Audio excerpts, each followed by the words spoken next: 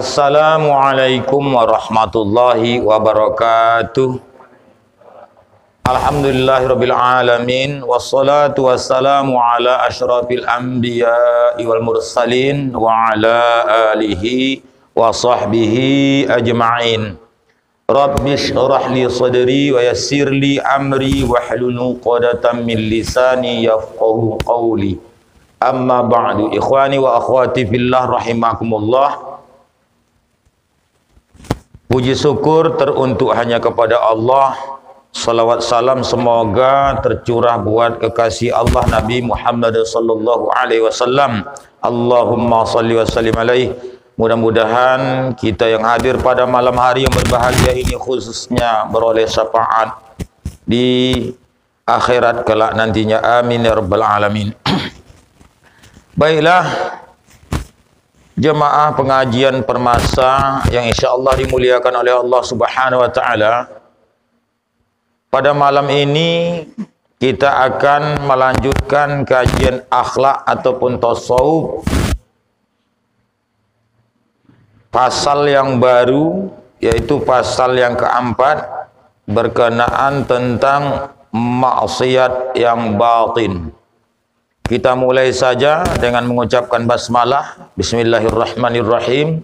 Qala al-mu'allif rahimahullahu ta'ala wa nafa'ana bi ulumihi fid dharain ya amin. Thumma qala Allahumma hidayatan lis-shawab ya rabbal alamin. Al-babur rabi'u fi ijtinabil ma'asil batinah. Bermula bab yang keempat pada menyatakan menjauh segala maksiat yang batin, yakni maksiat yang di dalam hati. Ketahui olehmu, hai saudara kami yang menuntut akan negeri akhirat, bahwa murad atau maksud dengan maksiat yang batin itu yaitu segala perangai yang kejahatan dan sifat yang kecelaan, dan yaitu amat banyak. Tetapi disebutkan oleh Imam Al-Ghazali di dalam kitab Arba'in fi Usuluddin 10 perkara. Jemaah pengajian permasa yang insyaallah dimuliakan oleh Allah Subhanahu wa taala. Jadi kita mulai. Kita lanjutkan kembali. Nah, ada 10 macam kata Imam Ghazali yang mesti kita jauhi. Pertama, syarhut ta'am. Apa itu syarhut ta'am?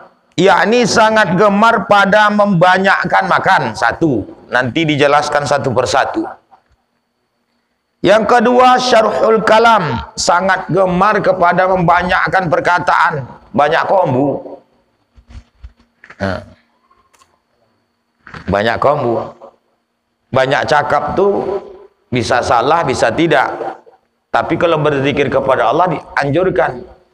Ya ayyuhallazina amanu dzkurullaha dzikran katsira. Hai orang-orang beriman, berzikirlah kepada Allah dzikran katsira, dengan zikir yang sebanyak-banyaknya. Bantailah.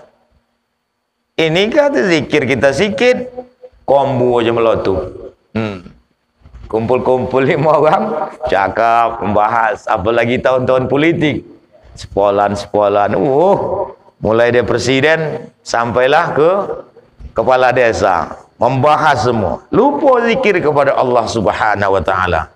Nah, itu nanti akan dibahas itu nanti. Yang ketiga, ghadab. Ghadab, marah. Marah itu tak elok. Tapi tak semua marah itu dilarang. Yang keempat, hasad, yakni dengki. Yang payah-payah menghindarinya. Yang kelima, bakhil wa hubbul mal. Bakhil, pelit, pelokik, tamak. Hubbul mal, cinta akan harta. Yang keenam, hubbul jah. Apa itu hubbul jah? Kasih akan kemegahan, pangkat, kedudukan, membanggakan. Akulah yang hebatnya. Yang ketujuh, hubbud dunya. cinta akan dunia. Yang kedelapan, takabur, membesarkan diri. Penduduk langit yang pertama takabur yaitu iblis, laknatullah alaih. Yang kesembilan, ujub, yakni takjub, heran akan dirinya.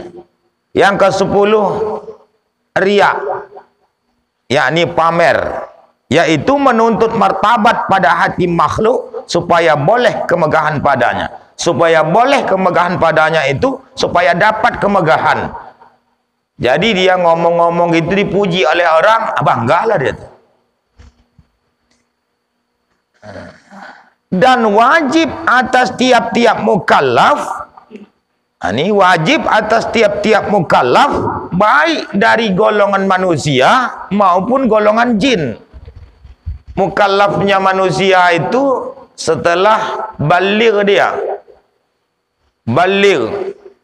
Kalau dari hari 0, hari 1, 2, 3, 4 sampailah hari yang ke-15 umumnya. Kalau perempuan 9 tahun. Kalau jin asalkan lahir, hajab juga dia. Asalkan lahir mukallaf. Lahir terus wajib sholat. Untunglah kita tidak bangsa jin. Kalau kita ini maksiat pun anak-anak kita tak berdosa karena belum baligh. Yang akil, berakal, mukallaf ni berakal. Udah baligh dia tapi tak ada akal, belum mukallaf. Akal. Baligh ni sampai usianya tadi sebagaimana disebutkan, kebiasaannya perempuan 9 tahun, laki-laki itu 15 tahun. Yang berkehendak kemenangan, kalau betul-betul kita nak memperoleh keberuntungan kemenangan di mana? Di dalam akhirat. Menyucikan hati mereka itu, maka kita bersihkanlah hati kita daripada segala sifat yang kecelaan sebagaimana disebutkan. Yang banyak itu yang disebutkan tadi, di antara yang banyak itu 10 macam itu tadi. Karena firman Allah Subhanahu wa taala ini nanti bisa dilihat di dalam surah 91 ayat 6. Qad aflaha man zakkaha. Itu dah selalu hafal. Wasyamsi wa duhaha. Itu surah itu. Asy-syams. Qad aflaha man zakkaha, artinya itu sungguhnya telah dapat kemenangan oleh seorang yang menyucikan hati mereka itu daripada sifat yang kecelaan. Qad aflaha man zakkaha, sungguh beruntunglah orang yang mensucikan akan dirinya dari mana? Sifat kecelaan. Kalau dari di bidang fikih itu taharah. Kalau untuk salat takkan bisa kita salat kecuali didahulukan dengan taharah, bersuci. Bersuci dari mana? Hadas besar dan hadas kecil. Hadas besar yaitu junub, mengeluarkan mani, itu hadas besar. Tak boleh kita sholat kalau tidak terangkat hukum hadas itu. Kemudian apa lagi? Hadas kecil. Udah hadas besarnya terangkat dengan mandi habis, bisa sholat? Enggak bisa. Kenapa enggak bisa? Karena ada hadas lagi, hadas kecil. Ya, syarat sholat itu mesti suci daripada hadas besar maupun kecil. Terangkat hadas besar, terangkat hadas kecil, terangkat hadas besar dengan mandi, terangkat hadas kecil dengan berwudu. Perkara mandi, maka pelajari di fikih sampai tuntas. Apa pengertian mandi dari segi bahasa? Apa pengertian mandi dari segi syariat? Walaupun kita udah selalu mandi, belum tentu nanti orang mandi itu tahu dia apa arti mandi. Apa arti mandi, Bu? Hah? Kita udah selalu mandi. Mandi menurut bahasa mengalirkan air pada sesuatu. Kalau kita alirkan air pada badan, berarti memandikan badan lah. Kalau kita alirkan air pada kucing, memandikan kucing. Tapi kalau hadas besar, memang mengalirkan air ke seluruh tubuh. Binniyah dengan niat. Satu tong minyak tu, kalau tidak ada niat, itu tak terangkat hadas. Jadi niat itulah untuk membedakan ibadah atau adat. Ini mandi adat saja, puluhan timbo, tapi tak terangkat hadas besar. Jadi niatlah, barulah terangkat hadas besar. Kemudian berwudu, itulah fardu wudu, furudul wudu, dipelajari betul sesuai dengan firman Allah Subhanahu wa taala di dalam surah Al-Maidah, ya ayyuhallazina amanu idza qumtum ilas shalah faghsilu wujuhakum wa aydiyakum ilal marafiqi wamsahu bi ru'usikum wa arjulakum ilal ka'bain. Itu 6 rukun ataupun fardu wudu, bukan rukun wudu, fardu wudu. Jadi kalau untuk wudu itu tak usah kita bilangkan rukun wudu, fardu wudu. Untuk salat rukun wudu. Kenapa demikian? Karena wudu itu mualah tidak wajib. Apa arti mualah? Antara anggota basuhan satu dengan yang lain itu jangan sempat berselang waktu yang lama. Setelah membasuh wajah, jangan bercakap berkombu begitu begini sampai setengah jam baru dibasuhnya tangan, maka putuslah mualah. Jadi di dalam wudu itu wajib? Tidak wajib. Di dalam salat wajib Fatihah Bismillahirrahmanirrahim.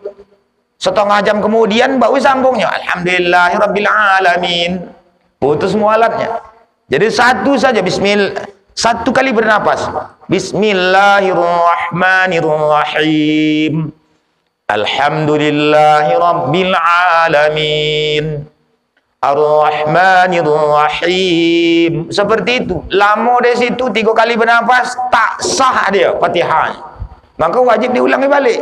Maka dari mana dapat tu? Belajar, mengaji. Kalau tak mengaji mana dapat? Dibacanya lah salat. Dibacanya lah Fatihah di dalam salatnya sendiri. Lama di antara satu ayat dengan yang lain, batal salatnya. Tak tahu dia batal salatnya, tetap batal. Begitulah setiap hari salatnya. Itu dari segi mualah, belum lagi segi bacaannya. Macam mana huruf-hurufnya. Itunya pentingnya belajar. Udah belajar Pak, tak dapat, tak masalah. Tetap sah salatnya untuk dia sendiri. Itulah untungnya kita belajar. Bahkan belajar ini tempatnya dikatakan taman sorga. Makanya itu dikatakan oleh Rasulullah SAW. Idza marartum bi riyadil jannah. Apabila kamu melewati taman sorga, farta'u, singgah. Ini udah tahu dekat rumahnya pengajian, mandamal tak datang. Padahal itu taman sorga. Bukan dipaksa dia sudah dapat, tidak. Untuk datang duduk terconggok aja pun bawaannya ya Allah ya Karim. Apakah yang menggodanya? Tak lain adalah syaitan, nafsunya sendiri. Itu yang kita takutkan nanti, keras hati itu. Apapun ajakan tak mau lagi. Akhirnya tak mau berbuat baik. Maka hati itu mati. Dia hidup. Bisa mencari duit banyak, tapi hatinya mati. Tertutup. Inilah yang kita takutkan nanti dicap oleh Allah Subhanahu wa taala mati. Tapi kita kuburkan juga, kita solatkan juga dia. Nak mati kita baru butuh dia sama kita. Diundangnya kita Pak Bilal.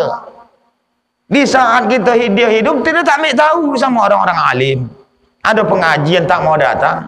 Dari mana utaknya diletakkan? Biasa aja, ada tidak utaknya? Ada utaknya sama dengan utak kita. Cuma akalnya, aduh juga akalnya. Cuma akalnya tak beres itu. Kalau beres akalnya, pastilah kalau ada pengajian dia datang. Ya tidak? Kawas tidak bahasan. Kawas seharusnya begitu. Karena udah tahu ada pengajian kok tak mau datang. Apa sebab? Bahkan maksiat yang banyak itu karena itu. Karena tak mau mengaji. Dia manalah ibadahnya cocok. Dia manalah ibadahnya topat. Kan kasihan awak. Diajak Kang macam-macam kata dia. Kau aja lah urus diri kau. Dosa itu kan urusanku sama Tuhan. Tidak seperti itu. Dosa orang meninggalkan sembahyang itu habis sekampung tuh konoh ke radio. Karena dia tak sholat. Seharusnya dia itu jangan ada kampung. Kenapa? Karena itulah mengundang maksiat, mengundang bencana. Maksiat terbesar itu adalah orang meninggalkan sholat. Makanya hukum orang yang tak sholat itu ada hukum pancung dalam Islam. Dia mana tahu dia kalau tidak belajar. Jadi kita berdoa kepada Allah bagi orang yang belum terbuka hatinya itu, semoga Allah membukakan hatinya sehingga dapatlah dia taufik hidayah. Udah Islam dia. Seharusnya dia malu, aku Islam. Islam itu apa? Tunduk patuh apa yang diwajibkan oleh Allah kepada dia. Itu arti Islam. Kenapa dia tidak tahu? Karena dia tidak mengaji. Ada. Islam itu apa artinya? Kalau betul dia Islam, pasti tunduk patuh atas perintah Allah. Itulah arti Islam. Apalagi sholat. Maka untuk sholat ini ya Allah ya Karim, tetap marah kita kepada keluarga kita sendiri kalau tak sholat. Karena sholat itu ibadah yang nomor 1 setelah akidah. Maka orang yang tak sholat itu membahayakan bagi orang sekampung. Semasa hidupnya tuh dihapus oleh Allah Subhanahu wa ta'ala tanda-tanda orang yang soleh. Kan ngeri tidak? Dan berdoa orang Islam, Allahumma ghfir lil muslimin wal muslimat. Ya Allah ampuni kaum muslimin dan muslimat. Bagi orang tak sholat itu tak dapat bagian daripada doa orang saleh. Tengok tu kitab. Ya tidak? Ngeri tidak? Tetap juga seperti itu. Ada saja alasannya. Kenapa? Karena diikutinya setan dan nafsunya. Kok nafsu? Iya, nafsu itu ada di dalam badan. Nafsu mana? Ammarah bisu. Innan nafsala ammaratum bisu. Sesungguhnya nafsu itu suka membawa kepada asuk, kepada kejahatan, kecuali nafsu yang dirahmati oleh Allah Subhanahu wa ta'ala. Ini terbalik. Uang yang tak solat memarahi orang yang solat. Sehingga orang yang solat ni takut jadi dia. So kan Pak ngajak dia, awak disombu. Menyombu. Macam ular. Kalau ular dia takut kita. Ini manusia apa sombu? Ya tidak. Cuba. Seharusnya orang yang solat tu marah kepada orang yang tak solat. Ini yang tak solat marah dia. Cobalah. Kan terbalik. Hukum Allah marah, Rasul marah. Kok dia pula marah sama kita? Kan terbalik. Lucu tidak? Bukan lucu lagi. Go amat dia. Itu ada seperti itu. Jadi walaupun begitu, kita jangan sempat mati dalam dakwah. Udahlah, lantaknya dia situ. Urusin dia kepada Allah, tak bisa. Sedau kita ajak dengan kalimat yang baik. Tadi keras bunyi, Pak. Begitulah kira-kira untuk menghambat orang yang tak sholat. Seharusnya. Kenapa? Karena dia sudah diperdaya oleh syaitan dan nafsu. Masa kita biarkan sedau kita diperalat oleh setan? Setan itu musuh tidak? Musuh. Jadi untuk menjauhkan setan dari badannya, itulah kita tarik dia supaya dia keluar daripada lembah ke syaitanan itu tadi. Lembah nafsu yang ammarah bisu itu tadi. Ngeri. Cuma yang herannya, gelen ayo sepakat pula sama aja. Entah mana yang sembahyang, entah mana yang tidak. Bahkan yang tak sembahyang itu lebih panjang rantangnya lagi. Lebih panjang rantangnya lagi. Habis peci-peci yang zaman tu ukap dipakai. Dah, kita lanjutkan. Itu tentang fikih ibadah solat.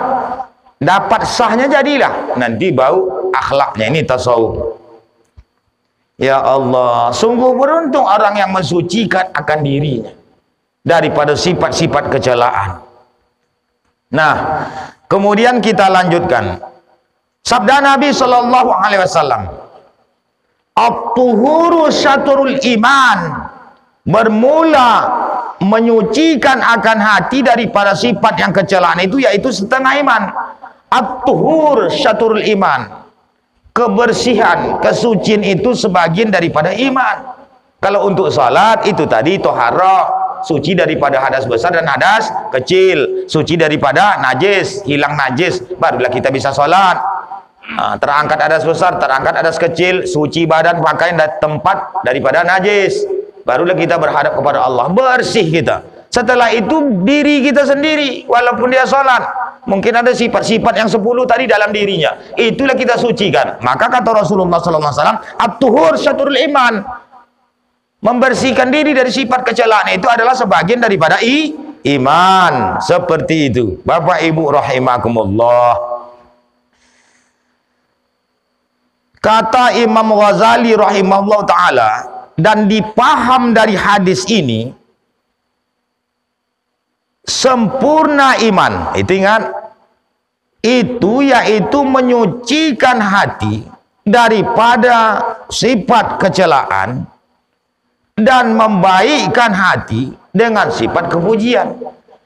Kita cabut akar-akar sifat kecelaan yang mungkin ada di dalam kita punya hati, kemudian kita masukkan sifat kepujian tuh, kita masukkan ke dalam hati kita. Seperti itu dia.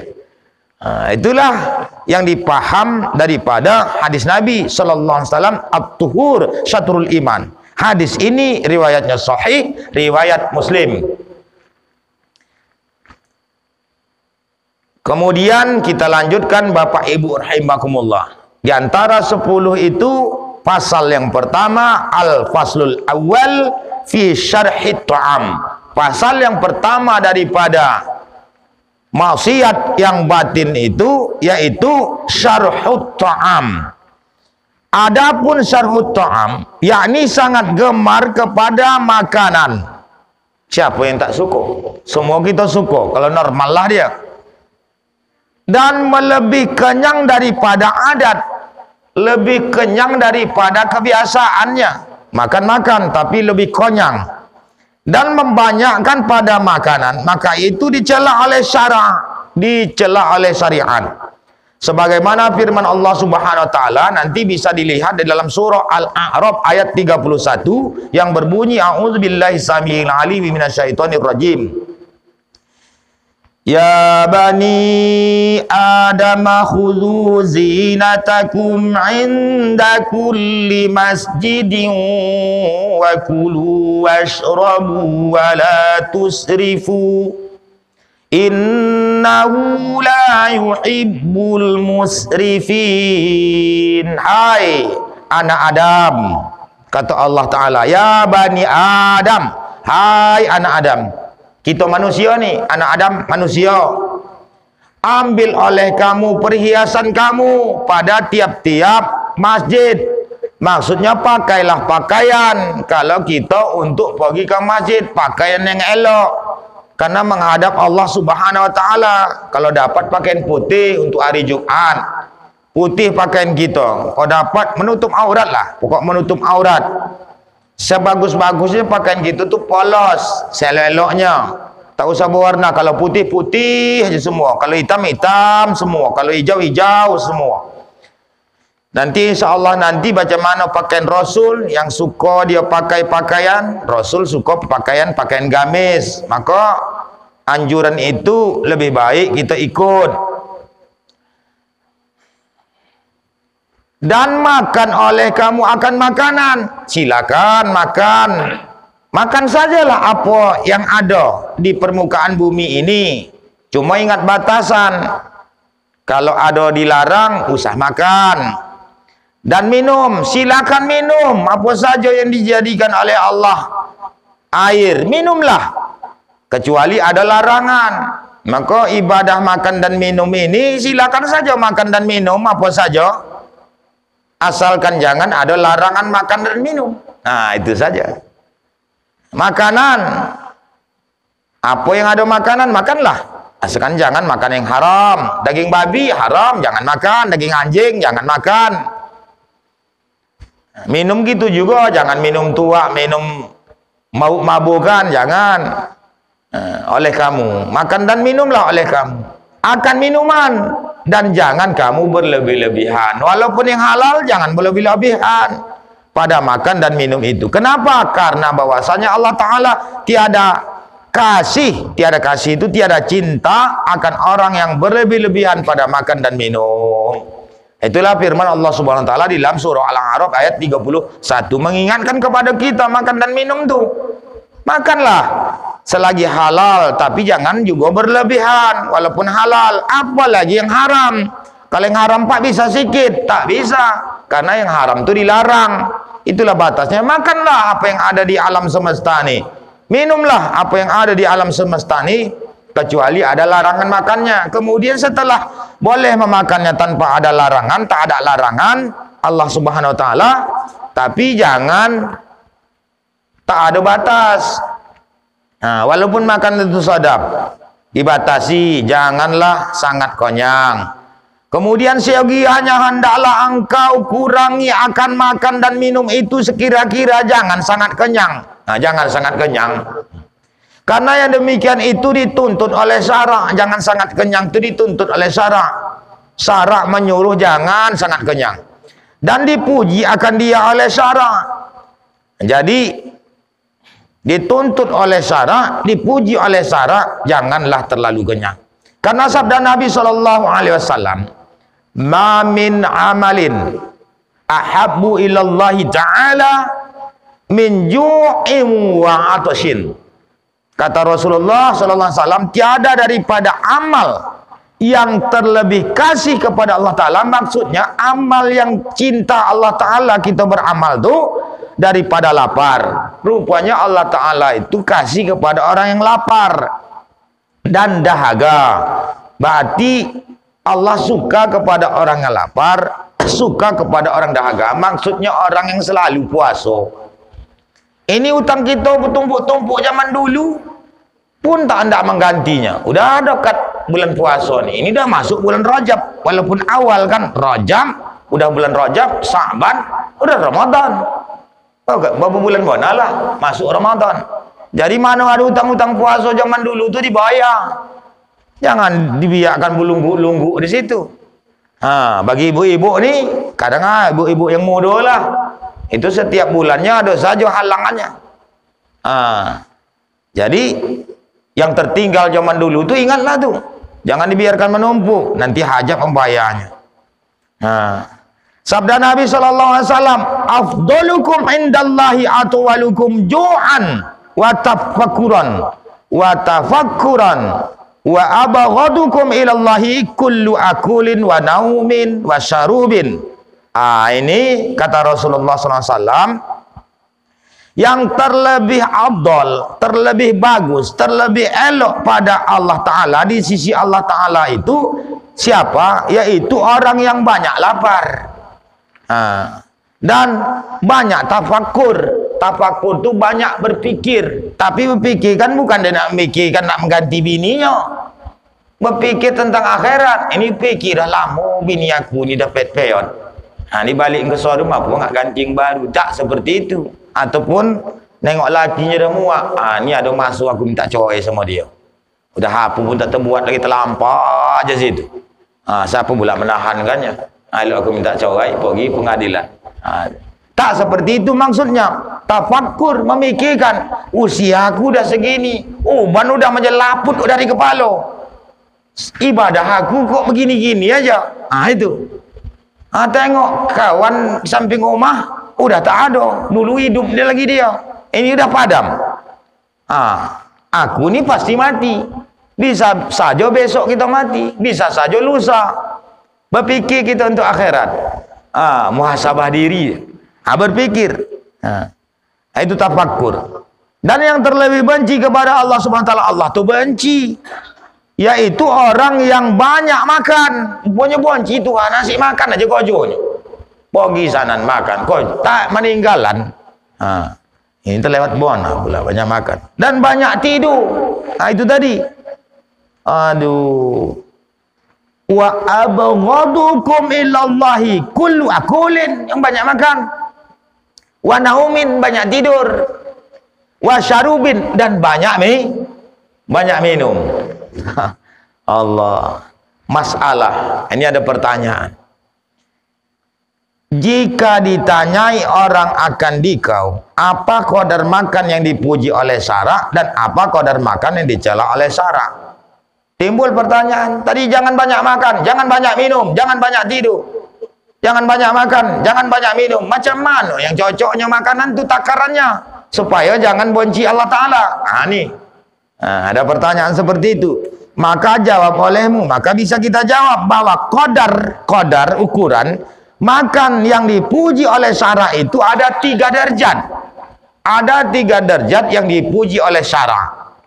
Derajat yang pertama as-siddiqin, derajat orang yang benar, orang yang benar di sisi Allah Subhanahu wa taala.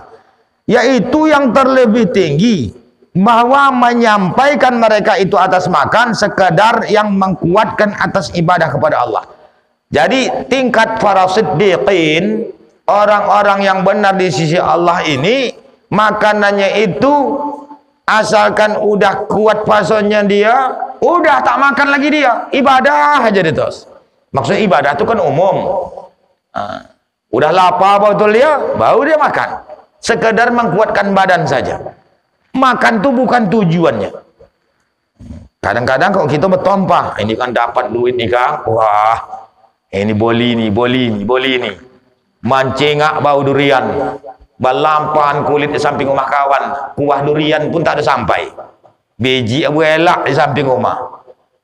Cocok tak gitu? Dia pun gitu, Pak, kalian boli, sama. Balas dendam kawan. Baiklah, patut bercita dapat dia nak duit aku, suami aku nanti aku boleh lebih banyak biji daripada itu lagi. Kawan tu ogoh-ogoh 10.000 aja, tapi banyak. Tak nyampai ke samping rumahnya. Datang dia boleh yang ogoh 40 sebiji. Mantap pula. Allah. Itu dibagilah sesedau kita. Mangkok durian ni payah. Kadang nak bagi yang sebiji semua kok baru habis. Kuli rumah tetangga apa? Pas sebiji durian. Itu bagilah. Berbagi itu baik. Tak sembahyang dah Pak, bagi aja. Dengan cara tak sembahyang dengan gitu nanti sambil kita apukan yuk ke musholah kita. Dengan cara jalan itulah dakwah itu sampai. Ini derajat yang pertama. Derajat yang kedua, bahwa ia memakan pada sehari semalam setengah mud. Setengah mud satu hari semalam dia makan. 1 mud itu lebih kurang 7 on. Kalau beras. Tak sampai 7 on. 6 on, sekian lah. 6 on lebih, 7 on kurang. Itu kalau 1 mud. Ini setengah mud. Berarti 3 on setengah lah. 1 hari 1 malam. Ini derajat yang kedua. Berkurang derajatnya. Allah, ini mungkin pun payah kita nih. Setengah daripada 1/4 gantang fitrah. Demikianlah yang diadatkan oleh Sayyidina Umar Ibn Khattab radhiyallahu an. Inilah kebiasaan yang telah dibuat oleh Umar Ibn Khattab, sahabat Rasulullah, khalifah yang kedua. Dan daripada beberapa jamaah daripada sahabat radhiyallahu anhum dan sahabat Nabi Muhammad sallallahu alaihi wasallam. Semoga Allah taala meridhoi radhiyallahu anhum, semoga Allah taala meridhoi mereka itu. Karena makanan mereka itu pada tiap-tiap 7 hari 1 gantang fitrah daripada syair, gandum. Seminggu dia 7 on. Gitulah. Ya Allah ya Karim. Seminggu dia seminggu dia 1 gantang. 1 gantang fitrah. Ini tak terikut ini. Daripada syair, gandum. Yang ketiga, ini pangkat yang ketiga, agak meleset sedikit. Bahwa ia makan pada sehari semalam itu 1 mud. 1 hari 1 malam 1 mud. Maksudnya semakin banyak dia makan, derajatnya semakin berkurang. Bukan semakin elok. Kalau pendapatan kita dalam 1 hari semakin banyak, semakin senang kita. Semakin sikit, derajatnya sikit lah. Ini tidak. Kalau makan Jangan dinilai pada banyaknya. Semakin banyak makan, semakin tak syukur Allah Ta'ala. Itu dia. Derajat pertama sekadar mengkuatkan saja, asalkan kuat badannya ibadahlah. Derajat kedua setengah mud, berarti 3 on setengah. Derajat yang ketiga 1 mud, sekitar 7 on, 1 hari 1 malam. Dan memakan yang lebih daripada ini, yaitu keluar daripada orang yang menjalani akan jalan kepada Allah Ta'ala, lagi dicela oleh syarak. Lebih daripada itu bukan haram, tapi dibenci oleh Allah. Jadi mulai sekarang ini berusahalah kita. Begitu penghematan bagi yang banyak penyakit pun itu ada eloknya. Dokter-dokter ditanya pun banyak makan pun tak elok. Dimanapun kita tanya banyak makan itu tak elok dia. Tidak makan sama sekali pun tidak juga jadi. Nanti matilah kita, bunuh diri dia. Itulah yang disebutkan oleh Imam Ghazali rahimahullah ta'ala. Janganlah kita terlalu banyak makan. Banyak makan itu bahaya, menaikkan nafsu syahwat, menaikkan syahwat. Banyak makan itu dan malas kita ibadah, dan mengurangi paham menuntut ilmu. Ngantuk aja pembawaan, kuat mentera. Bila habis cuba asal duduk tempat pengaji malam. Selain penyakit lah, kalau pembawaan badan dia ada gitu. Mulai daripada assalamualaikum warahmatullahi kata guru, mulailah tunduk. Itu pembawaan. Itu dah payah ngolah lagi tu. Ada pembawaan badan tu, biarlah biak makan tak makan, lapar pun dia mengantuk.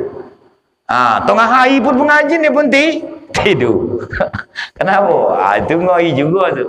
Hati-hati setan yang mengganggu saat pengajian, namanya wasnan.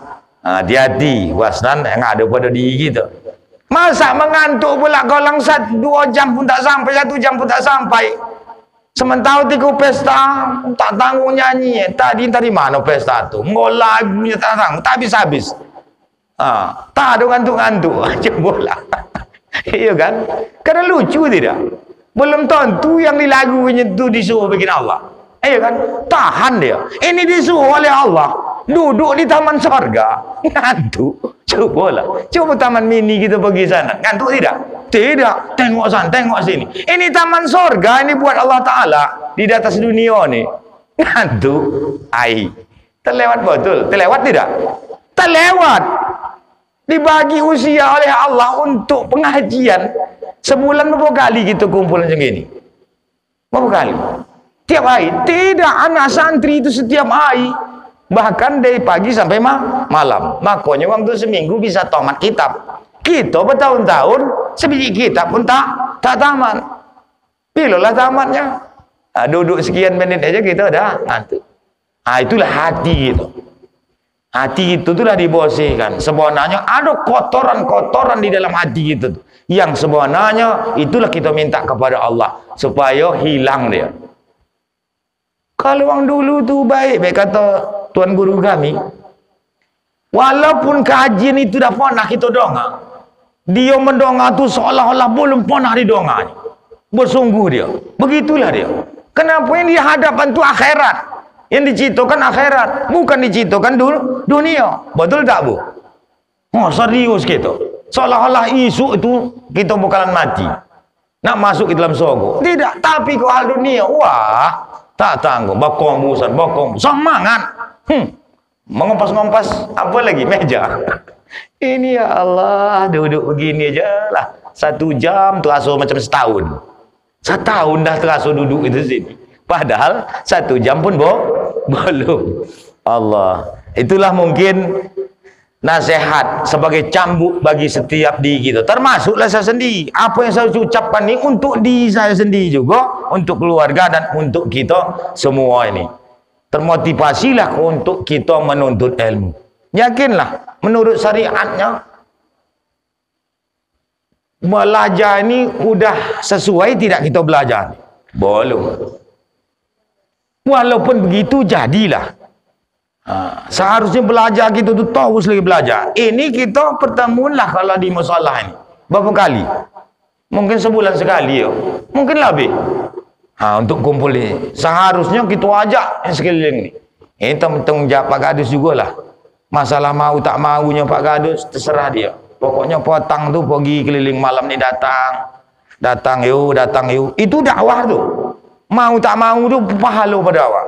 Begitulah siap Gadus. Cuma itulah, ini program kepala desa selalu saya ingatkan.